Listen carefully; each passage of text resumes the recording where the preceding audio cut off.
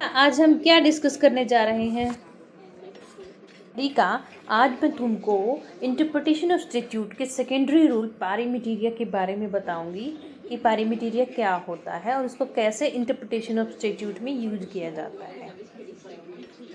ठीक है, तो मुझे भी जानना है, बताओ पैरामीटेरिया क्या होता है और इसको कैसे अप्लाई किया जाता है। Okay, let's start. पैरामीटेरिया एक लैटिन फ्रेज है जिसका मतलब है equal subject matter, same subject matter. पारी मीन्स इक्वल या सेम, मटेरिया मतलब मैटर, मतलब कि इक्वल सब्जेक्ट मैटर या सेम सब्जेक्ट मैटर।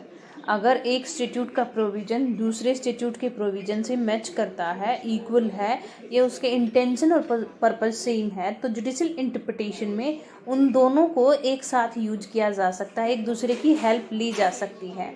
मैक्सवेल ने ऑलरेडी क्लियर कर दिया, डिस्क्राइब किया है कि लॉ में जो वर्ड्स होते हैं अपना एक कलर रखते हैं, लेकिन वो कलर वो दूसरे वर्ड से पूरा करते हैं। एक दूसरे वर्ड से एक दूसरा वर्ड अपना कलर पूरा करता है, मीन्स अपना जो है पर्पस पूरा करता है, अपना इंटेंशन को पूरा करता है। तो इसके लिए जो पैरामीटेरिया है लगभग ऐसे ही बताया गया है कि आपके किसी स्टैट्यूट का दूसरे स्टैट्यूट के प्रोविजन से मैच करता है तो उसको है उससे हेल्प ले लेनी चाहिए। इसके लिए हम एक एग्जांपल देते हैं कि ट्रांसफ़र ऑफ प्रॉपर्टी एक्ट है, उसका सेक्शन 3 इमूवेबल प्रॉपर्टी के बारे में बताता है, प्रॉपर्टी की जो है डेफिनेशन देता है।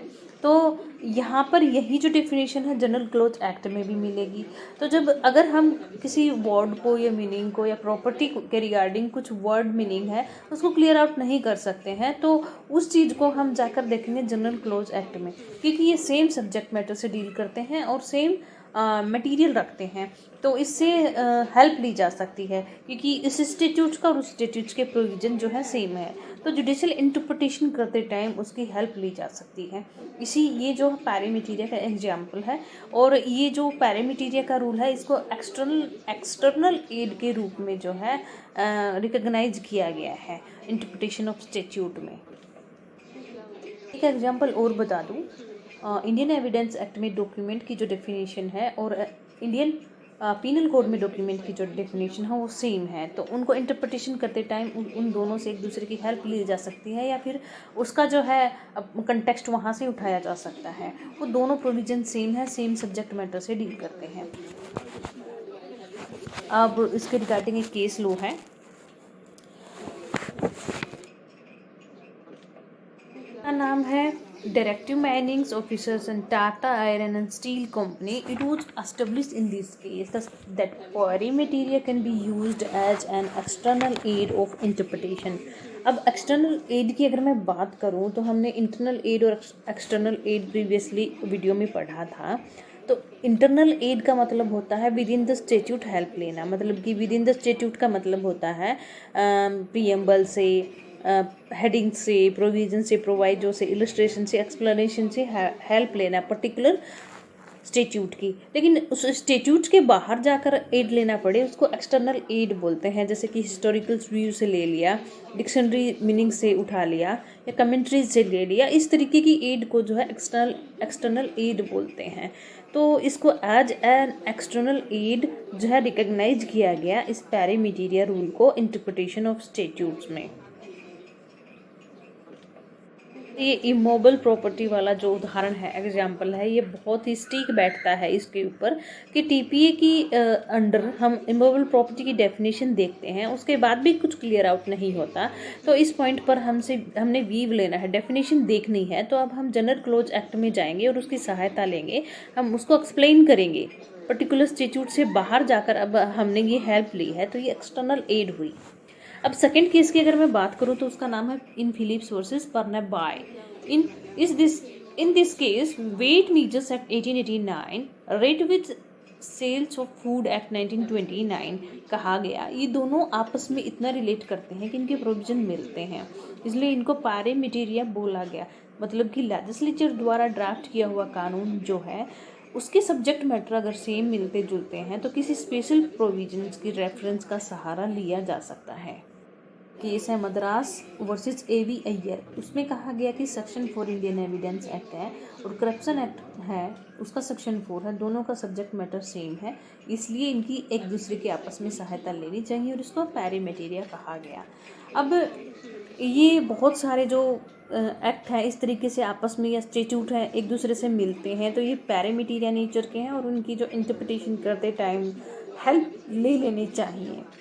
अब स्टेट्यूट है, कोई भी अलग अलग स्टेट्यूट है, अलग अलग टाइम में पास किए गए हैं, अगर वो ख़त्म भी हो गए हैं तब भी उनका रेफरेंस दिया जा सकता है। पैरीमेटेरिया क्योंकि यूजफुल टूल है, मिसचीफ को अवॉइड करता है, दूर करता है। इंटरप्रिटेशन ऑफ स्टेट्यूट का जो कि सेम सब्जेक्ट मैटर है उसके पर्सपेक्टिव में काम करता है, तो ये एक इंटरप्रिटेशन ऑफ स्टेट्यूट का ऐसा रूल है जो अनसर्टेनिटी को और एम्बिग्विटी को दूर करके हार्मोनाइजेशन करता है सब्जेक्ट के साथ। तो अगर देखा जाए एरिका, तो इस रूल के एडवांटेजेस ही हैं पैरीमेटेरिया के। तो इसके एडवांटेजेस है हार्मोनियस कंस्ट्रक्शन, क्योंकि हार्मनी बनाता है। दोनों जो स्टेट्यूट है आपस में मिलकर हार्मनी बनाने की कोशिश करते हैं, इसीलिए उनका रेफरेंस लिया जाता है। मिसचीफ का अवॉइड करते हैं और ये एक परमिसिबल एड है कंस्ट्रक्शन या इंटरप्रिटेशन ऑफ स्टेट्यूट में। दूसरे लेजिस्लेशन अपनी अनक्लैरिटी को दूर कर सकते हैं इसकी सहायता से और उसका यूटिलाइजेशन कर सकते हैं। एक दूसरे से कोलेक्टिव सपोर्ट होता है। इसकी डेफिनेशन की अगर बात करें तो लॉर्ड मेंस ने इसकी डेफिनेशन दी है कि statute in pari materia are to be taken as a system to defeat the mischief, those two laws are only the element of the same proviso. अब हम इसके एलिमेंट्स देखते हैं, तो एलिमेंट्स ये हैं कि ये कलेक्टिव टाइटल हो सकता है इनका, जो कि हाँ एरिका, यही रूल है पैरीमेटेरिया का रूल, जो इंटरप्रिटेशन ऑफ स्टेट्यूट का सेकेंडरी रूल है और बेस्ट रूल है, जो कि इंटरप्रिटेशन में काम आ सकता है। एक्ट्स जो है आइडेंटिकल होते हैं, सेम लाइंस और सेम सब्जेक्ट मैटर से डील करते हैं, इसलिए इनको एक दूसरे से के साथ यूज कर लेना चाहिए। अब इस what is the reason behind this rule, अगर हम इसको देखेंगे तो ये है कि सिर्फ यूटिलाइजेशन करने के लिए, मिसचीफ को अवॉइड करने के लिए और एक कलेक्टिव सब्जेक्ट मैटर को यूज करने के लिए, क्योंकि उनकी स्पिरिट और पॉलिसी एक जैसी होती है, उनको डिस्क्राइब करने के लिए इस पैरीमेटेरिया रूल को अप्लाई किया जाता है। इसलिए ये बहुत ही अच्छा रूल है कि और बहुत ही अच्छा प्रोविज़न भी है कि एक इंस्टीट्यूट्स में अगर कुछ अनक्लैरिटी है, नहीं भी है, तो अगर दूसरे इंस्टीट्यूट की सहायता लेकर उसका रेफरेंस करके उसके जो है सब्जेक्ट मैटर को एक बेटर बना देते हैं, अगर सिस्टमेटिक वे में ज़्यादा अच्छा सिस्टम से उसको व्यवस्थित कर देते हैं, मैनेज कर देते हैं, तो उसमें कोई बुराई नहीं है कि दूसरे इंस्टीट्यूट का सहारा लिया जाए और एक अच्छी लैंग्वेज का कंस्ट्रक्शन किया जाए। हाँ जेसिका, सही बात है। This rule of interpretation is good. ये तो हार्मोनियस कंस्ट्रक्शन का रूल है, मिस्टेक को अवॉइड करता है, तो ज़रूर सहायता लेनी चाहिए।